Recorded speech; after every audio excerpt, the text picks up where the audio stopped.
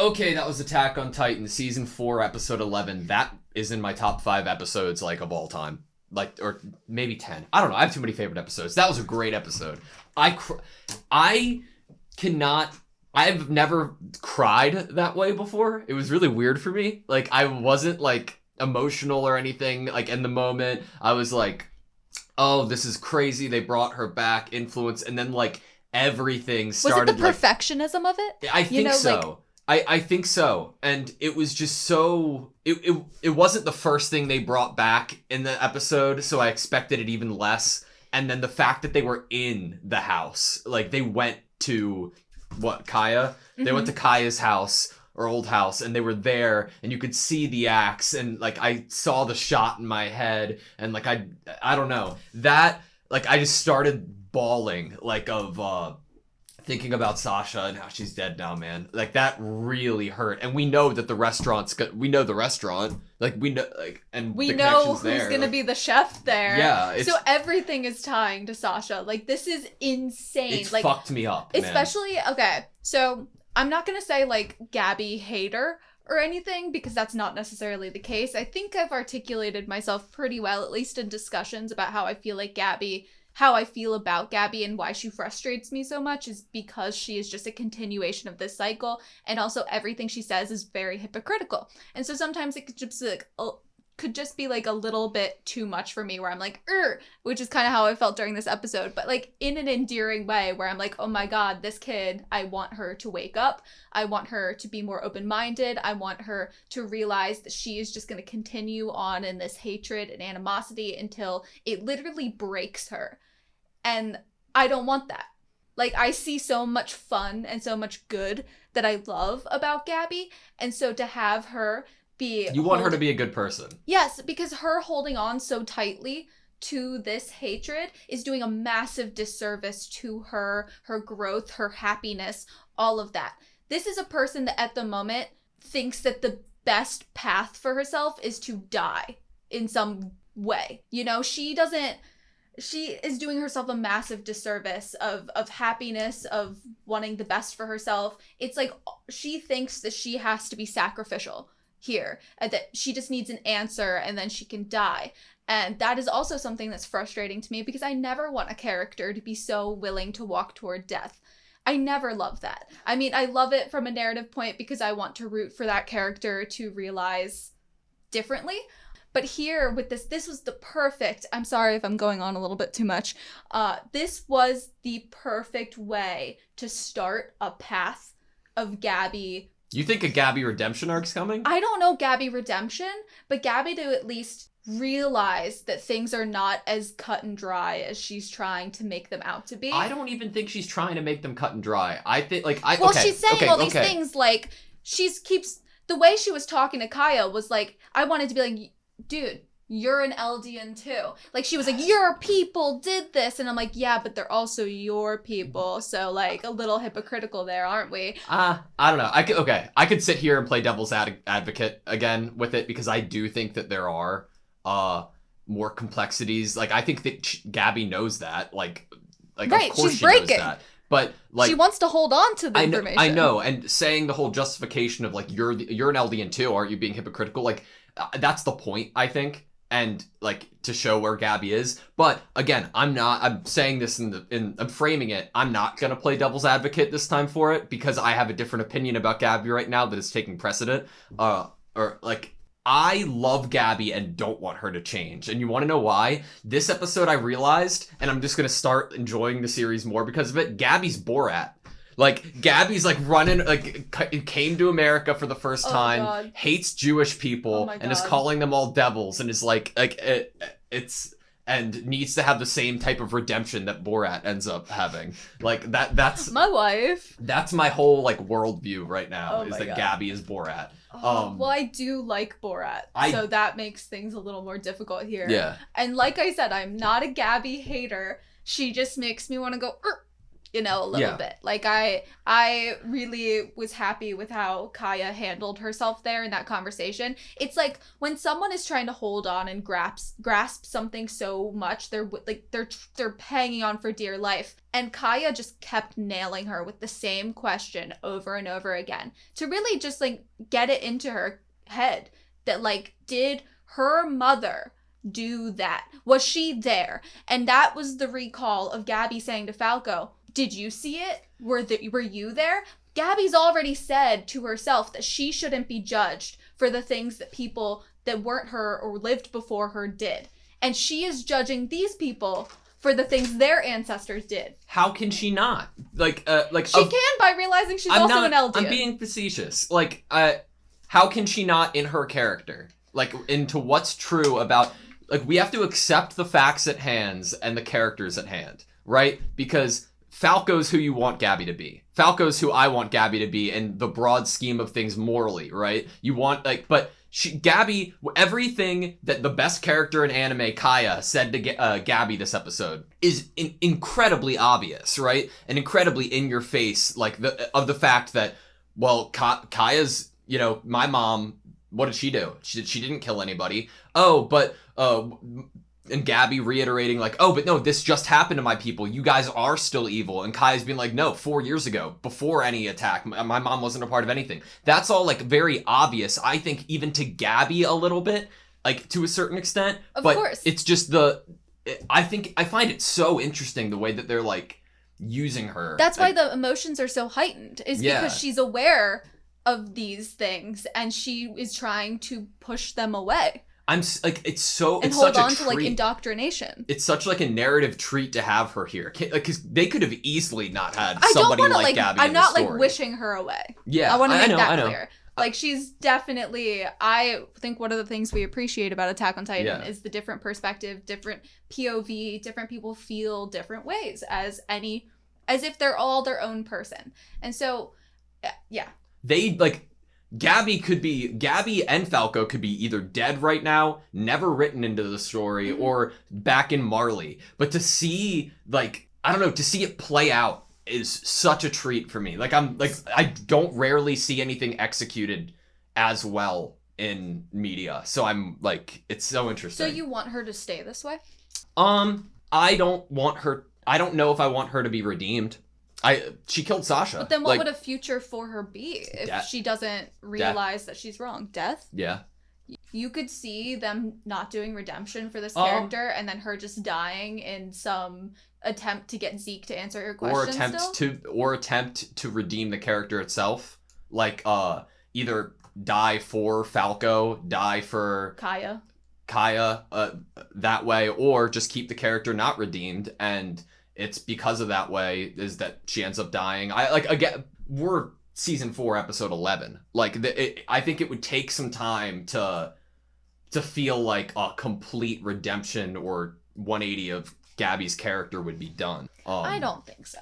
I think I disagree. Yeah, that's fair. Because I think it's just a very emotional kid. That's true. Who is trying to hold on to the things that she's been taught since she was a child, that she's learned.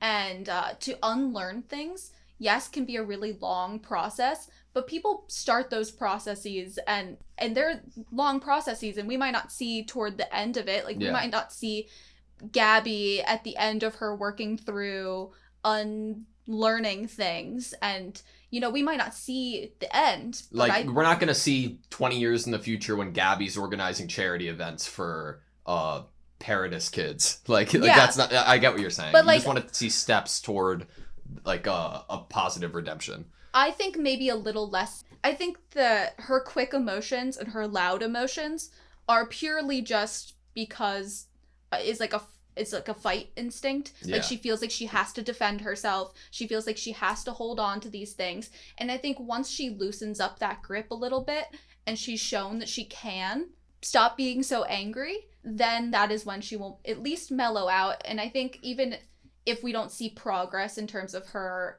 being open-minded, we'll at least see her mellow out and not be so much of an aggressor. Yeah. Like, I love when, like, in the beginning of the episode when she's just reiterating, like, the term good Eldians. Like it's so funny. She you says know? that, and then she goes on talking like she's not even one. It's interesting. It's so interesting, dude. I love this show so much. I don't know why thinking about Gabby makes me so happy. Like it really does. I don't know if like I'm a sadist or something. I don't know. It makes you happy and it makes me frustrated. It makes me like I love seeing it in writing, dude. Like I don't know. I'm happier for it, but I'm also more frustrated for it. So it's just a bunch of emotions. But good Ellie and funny. Next, good Ellie and funny. I wrote in my notes I wanted to go back and look at the flying boat. Did I get that right? Oh, I bet they said that just to explain it to the people of parody. You know, Yeah. It's a flying boat. But what is it? I think it's like a little airplane, like a fighter pilot plane. We've never seen that before. It's an observation craft, so I feel like it's one of those like stealth little planes. It's definitely not an air balloon. It looks like it's like a high-tech, like modern plane. Yeah. And obviously we had like a little bit of, I don't know, acknowledgement last episode of the people of Hizuru, like about the idea of aerial combat and seeing the ODM gear itself. So it seems like it's like the perfect fit, right? Like we have materials now to work with. We can easily produce like an awesome type of craft. It may just be the world's first flying boat powered by iceburst stone. So it's probably something they have like they've already have the technology for, but the only thing they've changed is the way to power it. Yeah. Well, the world's first. Didn't it seem like Hizuru knew what an iceburst stone was already? When Zeke gave them the ODM gear, he was like, "You would know about this," or something of that energy. I think that it was like, this is like gold to us kind of thing. Oh, but doesn't that possibly allude that they would know what that resource was? Think about it like gold, or like a rare material that's produced by the world. It's going to be located other places. Yeah, like geographically, you're right. Yeah. You're right. They probably might have like a mine of it on the mainland nearby and just ran out, and then there's a big amount of it on this island. Do you think the same scene, welcome to the world's most dangerous island? That was such Jurassic I was like, Park. I want to see it on the big sign. That was such a badass line, not gonna lie. That was super cool. I wonder, like, when the king came here, like ioriginally, right, and took the people here, do you think that there was reason for it being like the home of iceburst stone or iceburst crystal or whatever? I'm torn between if you thought, wow, if the king didn't want to fight, why would he go somewhere with a resource that the rest of the world might try to obtain through fighting methods? So either he didn't know it existed, or he did and he was hoping that his people could use it and thrive, and was just thinking that if anyone attacked them, the rumbling would happen. I'm not quite sure. I'm still under the impression that the king never wanted the rumbling to happen, ever, and was gonna hope that his successors of the Founding Titan would ensure that it never did have to happen. The whole idea, I find it really interesting how they're not even taking Eren at this point, but they're taking society's view of Eren right now, because like, it's nice to see it. It's nice to see, like, he wasn't there for a bit, you know? And so it is nice to see how not only the people close to him feel about him, but the general public. I don't think that Eren's ideals and what the group supporting him, or the 5 or 4, I don't remember how many people supporting him, I don't think their ideals are one for one. I don't think they match up.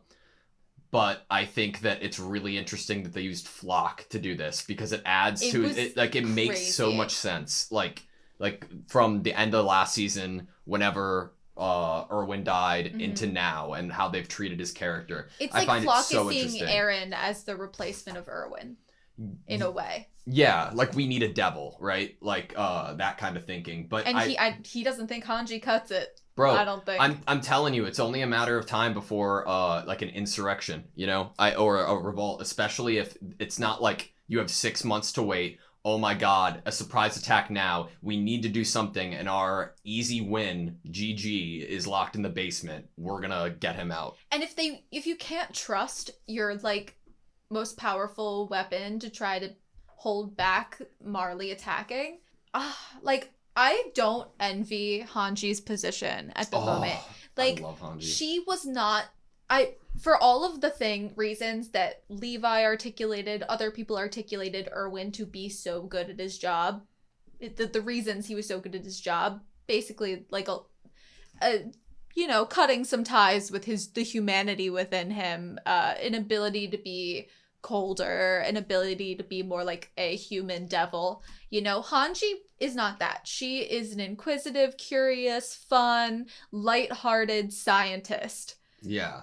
Like, yes, she's epic and badass, and she can lead a squad, but that doesn't mean she wanted all of the responsibility of the entire, like, military conflict, the government, all of that, and the choices they make on her shoulders with a giant possible global war about to happen. If there was anybody that I would trust to do it other than Erwin, it would be Hanji. I think Hanji's like one of the strongest characters in the show. I think that her emotional state is so interesting because you can see her like personality and humor through the seriousness and severity that she has to deal with. Is that what makes the serious stuff that's happening military and government-wise more entertaining to the viewer when it's met with Hanji's energy? It's just so interesting because couldn't you, any other character or even Hanji, couldn't you imagine just using the stress and all this like pressure that's on her to just change her character completely in like a flat, like how we see Historia's face or Aaron's face? Yeah,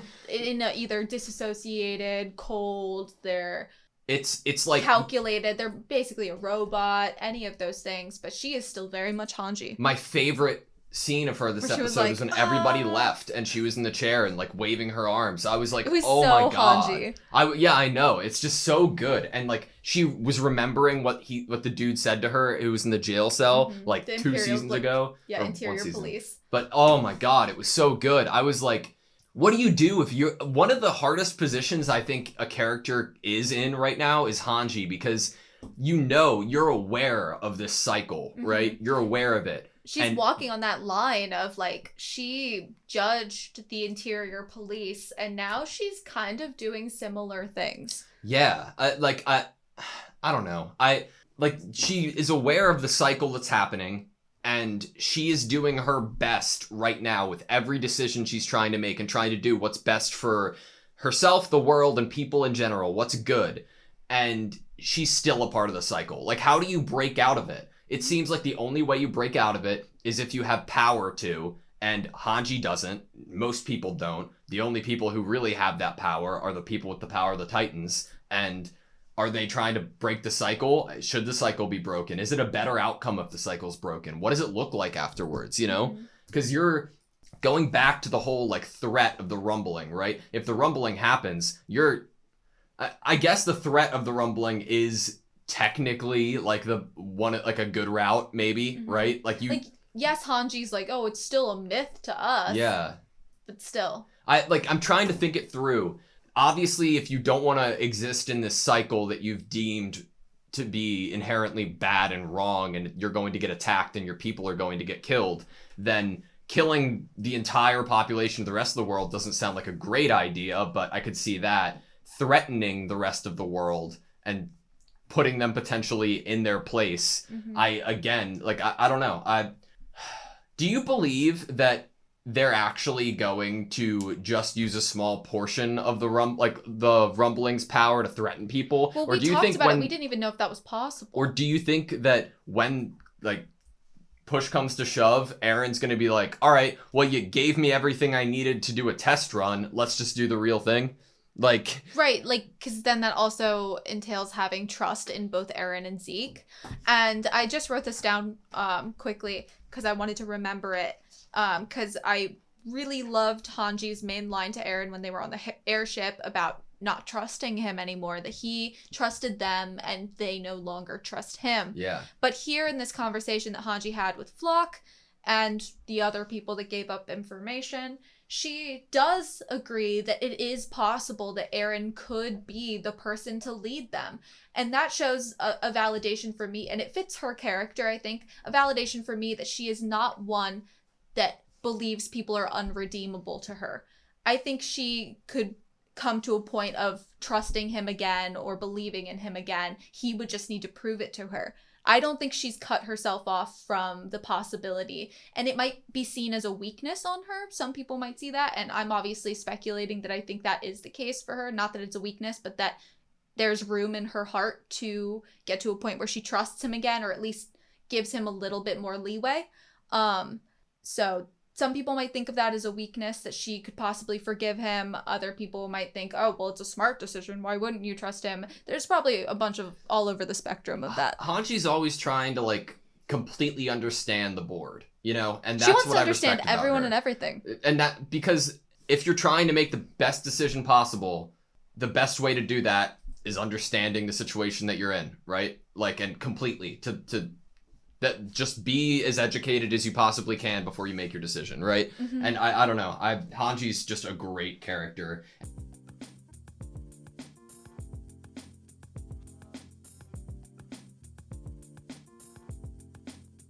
Then that is when she will at least mellow out. Then that is when she will at least mellow out.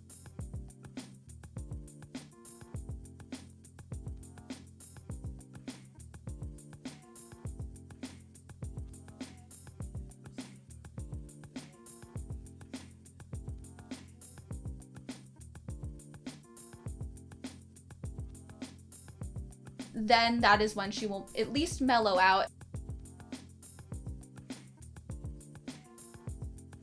Then that is when she will at least mellow out.